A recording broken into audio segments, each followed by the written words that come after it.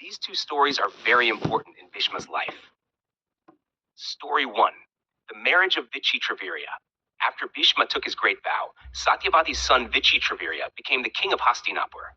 Bhishma, though not king, looked after the kingdom like a guardian. When Vichitravirya grew up, Bhishma decided to find a suitable bride for him. At that time, the king of Kashi held a grand Swayamvara for his three daughters, Amba, Ambika, Ambalika.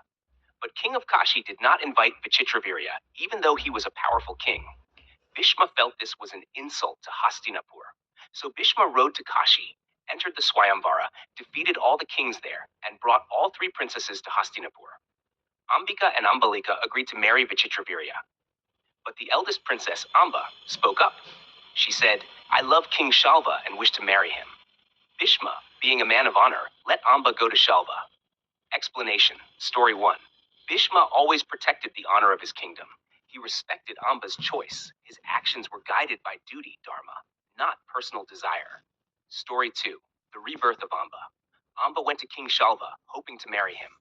But Shalva refused her and said, "I cannot marry you because you were taken by another man." Heartbroken, Amba returned to Hastinapur.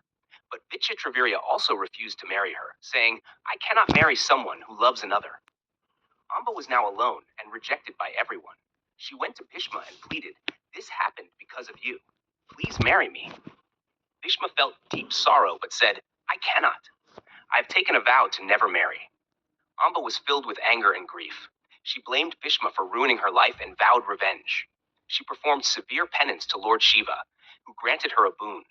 She would be the cause of Bhishma's death in her next life. Amba then gave up her life. She was reborn as Shikhandi, who later became the reason Bhishma fell during the Great Kurukshetra War. Explanation. Story 2. This story shows how rigid vows, even noble ones, can cause suffering. Amba's pain turned into destiny. Bhishma's own vow eventually led to his fall. Karma and fate always complete their cycle.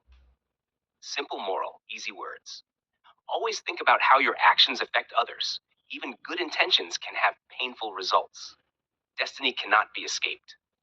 If you want, I can tell this as a slow bedtime story, explain it for school exams, continue with Kurukshetra war stories, or tell the full Mahabharata step by step.